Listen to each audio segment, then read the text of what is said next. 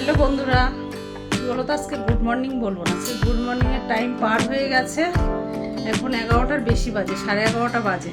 তাও দেখো না, আমার বিছনা টিছনা সব পড়ে রয়েছে, কোনো কাজ হয়নি। সকালে উঠে কম্বলটা রোদ্রে দিয়েছি। আর তোমাদের দাদাভাই কালকে বেতো শাক এনে রেখেছিল, সেটাকে কেটে কুটে রেডি করে জলে ভিজিয়ে ছাদে রেখে এসছে। এর মধ্যে দেখি হনুমান এসছে, কি আবার ভেতরে এনে রেখে দিলাম। আর কালকে তো ঝড় হয়েছে, নিচেই পাতা পতি দিয়ে মানে পেছনটা পুরো নোংরা হয়েছিল, তাই ঝাড় ঠাড় দিয়ে পরিষ্কার করে আসলাম। সকালে এই কাজ বাস্তুটি হয়েছে। আর কালকে রাত্রে ঘুমটা বেশ ভালোই হয়েছে, চোখ মুখটা দেখে মনে হচ্ছে যে ঘুমটা বেশ ভালো হয়েছে। আর কি বলতো, ভিতরে ভিতরে ঠান্ডাও লেগেছে, ওর জন্য শরীরটাও কয়েকটি দিন ধরে খুব একটা ভালো নেই। যাই হোক বন্ধুরা, আমার ফ্যামিলিতে সবাইকে স্বাগত। আর এখন থেকে ব্লগটা শুরু করলাম, সঙ্গে থাকো। কী কী রান্নাবান্না হচ্ছে। আজকে শুক্রবার, আমাদের নিরামিষ। আর সরস্বতী পুজোর দিন তো অর্ধেক ব্লগ করেছি, আর তারপরে আর করা হয়নি। আর কালকে তো সারাদিন আর কি শরীরটা ভালো ছিল না, জন্য কালকে ব্লগ করা হয়নি। তাই যাই হোক, চলো রান্নাবান্না হচ্ছে। কি রান্নাবান্না হচ্ছে দেখাবো। আগে রান্না করব, তারপরে ঘরের কাজ এসে করে ঘরটার বুঝবো। শুক্রবারের রান্নাটা একটু ঝামেলাই হয়। ডাল বসিয়ে দিয়েছি আগে, আজকে ডাল করব। দেখি টমেটো দিয়ে ডাল করব, আর বেতো শাক আর সজনের ফুল। তারপরে তোমাদের দাদাভাইয়ের দোকান থেকে কুমড়ো কেটে নিয়ে এসছে, কুমড়ো ভাজা। এগুলো বেসন টেসন দিয়ে গরম গরম হবে। এরকম পিস পিস করে কুমড়ো কেটে দিয়ে গেল। তারপরে আবার দোকানের মাংস হবে।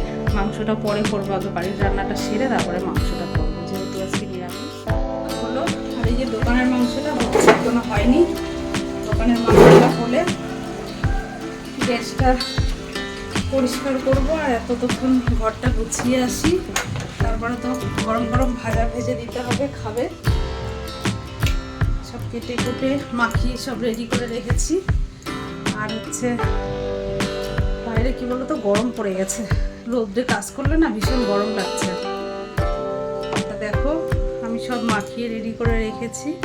এই যে কুমড়ো ধুয়ে ঠিয়ে লবণ মাখিয়ে রেখেছি। সজনের ফুলটা মানে বেসন টেসন সব কিছু দিয়ে লঙ্কা সব মাখিয়ে রেডি।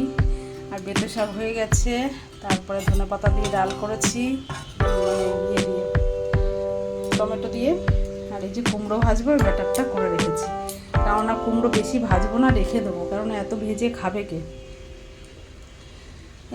এই ভাজাটা হবে, আবার বেশি খেলে তো আবার গ্যাস হয়ে যাবে।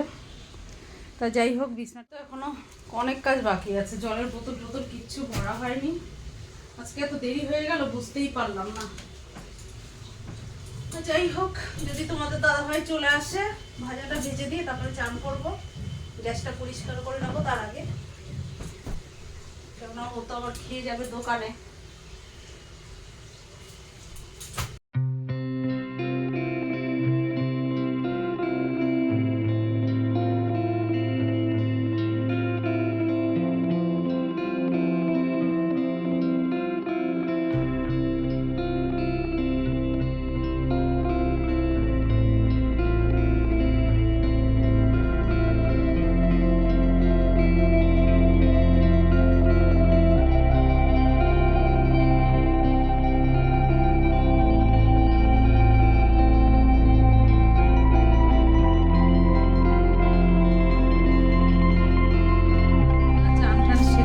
আসলাম, আর তোমাদের দাদাভাইকে ভাজা ভেজে দিয়ে তারপরে গেছিলাম।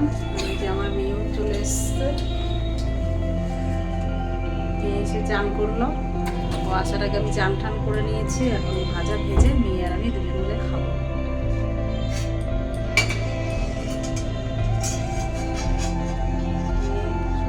মাসির বাড়ি ঘুরে সরস্বতী পুজো কাটিয়ে তারপরে বাড়িতে আসি কলেজ করে।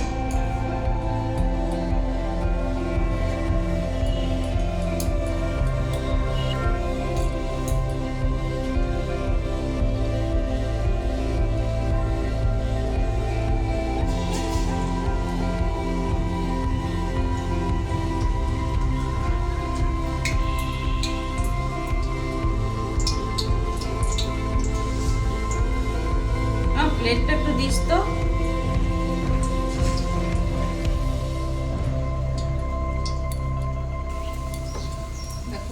ভাজাটা হয়ে গেছে। এখন এই সজনের ফুলটা কটা ভেজে নেব, বেশি ভাজবো না, অল্প করেই ভাজবো, কারণ মেয়ে আর আমি খাবো, দুজন মিলে অল্প আর একটু রেখে দেবো। এত ভাজলে আর খাওয়ার লোক পাওয়া যাবে না। হ্যাঁ আসছি, হয়ে গেছে। যাই এবার ঘরের দিকে। শুভ সন্ধ্যা বন্ধুরা।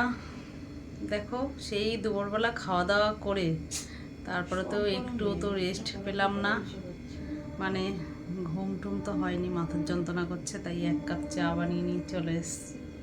এখন চা খাবো, আর মেয়ে তো খাবে না, মেয়ে শুয়েই রয়েছে, শুয়ে গেম খেলছে ফোনে।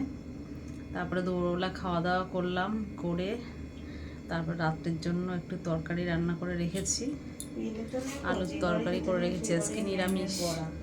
ডিম তো খাওয়া যাবে না। দেখো আলুর তরকারি টমেটো দিয়ে তরকারিটা করে রেখেছি, আর ধনে পাতাটা ছিল না, এবার দেখি দোকানে আছে কিনা, যদি ধনে পাতা দোকানে থাকে তোমাদের দাদাভাই নিয়ে আসলো, ওটা আবার গরম করবো, তখন দিয়ে দেবো।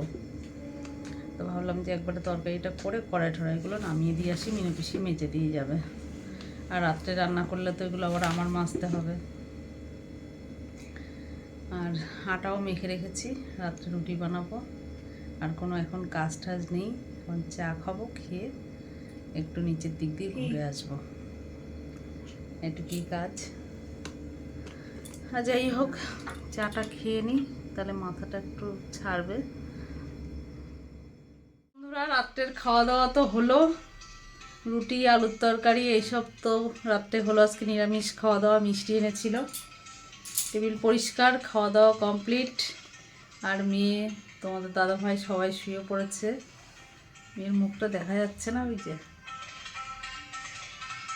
তো যাই হোক বন্ধুরা, সারাদিনের কাজকর্ম সবই শেষ হলো, আর এই যে আমার মেয়ের পুতুলটাও শুয়ে পড়েছে, ওরে বসিয়ে রাখলেও শুয়ে পড়ে, রোজ দিন সবাইকে দেখাই, তো ওকে দেখাবো না।